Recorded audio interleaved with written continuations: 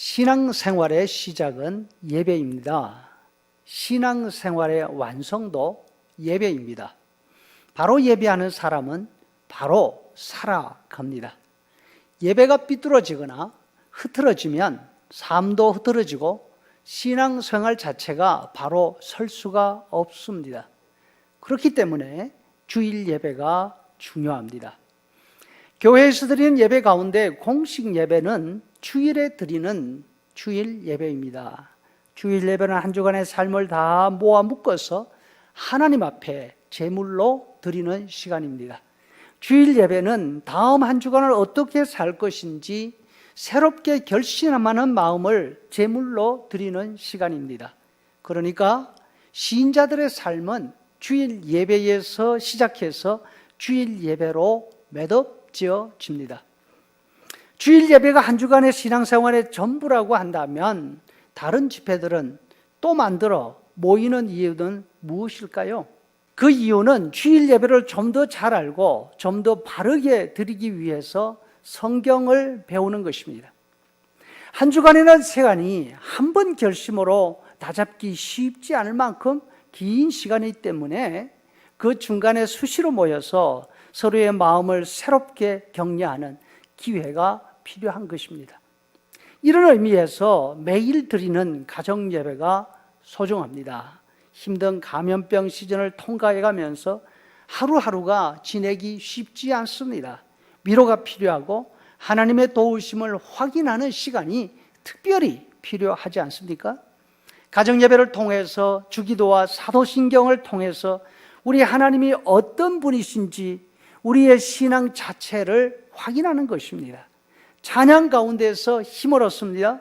짧지만 말씀 가운데서 하나님을 만나고 하나님께서 주신 약속을 다시 붙잡는 시간인 것입니다. 구약 성경 신명기서는 모세가 시내 광야 호렙산에서 받은 하나님의 계명을 복습하는 그런 내용입니다. 이름의 뜻이 두 번째로 주신 말씀이라, 이런 뜻이죠. 모세는 요단강 앞 모압 광야에 모여있는 이스라엘 백성들에게 40년 전 시내 광야에서 선포했던 말씀을 다시 되새기고 있습니다. 그 첫 번째로 주시는 명령이 오늘 본문입니다. 너희는 그처럼 행하지 말고 하십니다. 다시 말씀해서 하나님께 예배하는 방식을 바꾸라, 새롭게 예배하라 하시는 명령입니다. 하나님을 믿는 사람들의 예배 방식은 다른 신들을 섬기거나 다른 사상을 가지고 있는 사람들과 달라야 한다는 것입니다. 이스라엘 사람들은 하나님이 택하신 하나님을 섬기는 백성들이었습니다. 하나님이 약속하신 가나안 땅에 들어가서 살 사람들입니다. 구약 이스라엘 사람들은 바로 예수님을 믿는 우리에게 믿음의 선배가 됩니다. 이스라엘 사람들의 예배, 다시 말해서 우리의 예배는 두 가지 면에서 예배 방식이 달라야 합니다. 먼저 하나님을 모르는 이방 땅, 이방 사람들과 달라야 합니다. 그 사람들은 산이나 돌이나 나무나 혹은 살아있는 짐승들 가운데 크고 위대하게 보이는 것 앞에 제단을 세웁니다. 그리고 그것을 신으로 섬겼습니다. 반면 하나님은 이스라엘 백성들에게 명령하십니다.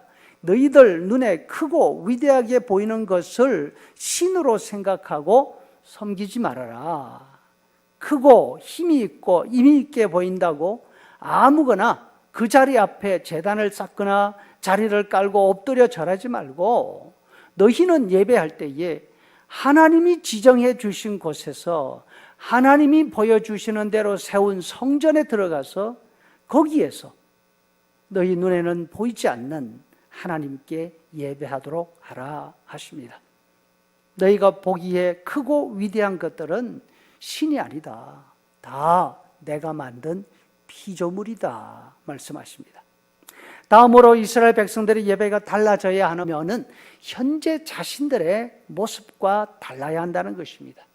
광야에 있는 동안 이스라엘 사람들은 8절의 말씀, 우리가 오늘날 여기서는 각기 소견대로 행하였거니와 너희는 거기에서는 그렇게 하지 말지니라 말씀합니다.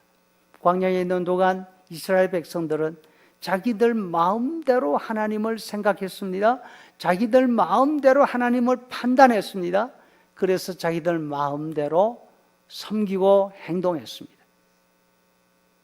홍해를 건널 때에는 와, 정말 우리 하나님이 위대하시다 하다가 조금만 무엇이 부족하거나 불편하게 되면 우리를 죽이려고 여기까지 데려왔냐고, 우리 다시 애굽으로 돌아가자, 정말로 자기 입맛에 맞는 대로 행동했습니다. 하지만 하나님이 주시는 가나안 땅에 들어가면 그곳에서는 그곳에 있는 모든 것이 하나님이 주신 것이라는 사실을 기억하고 그 모든 것들을 주시는 하나님께 예배해야 했습니다.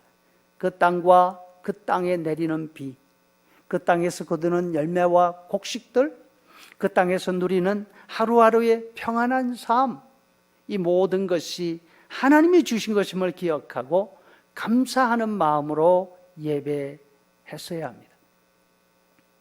성도 여러분, 그래서 우리 예배는 언제나 감사가 있는 감사의 예배가 되어야 합니다. 살아가는 동안 평안할 때도 있고 힘들 때도 있습니다. 넉넉할 때도 있고 부족할 때도 있습니다. 건강할 때도 있고 병들 때도 있습니다. 그러나 어느 순간이든 우리는 하나님의 은혜 가운데 살아가고 있다는 사실을 기억하고 감사하는 마음으로 예배할 수 있어야 할 것입니다. 이렇게 예배하는 사람들에게 하나님은 더 큰 은혜로 채우시고 우리 하나님이 정말로 살아계시고 우리를 보호하시는 하나님이신 것을 보여주시리라 믿습니다.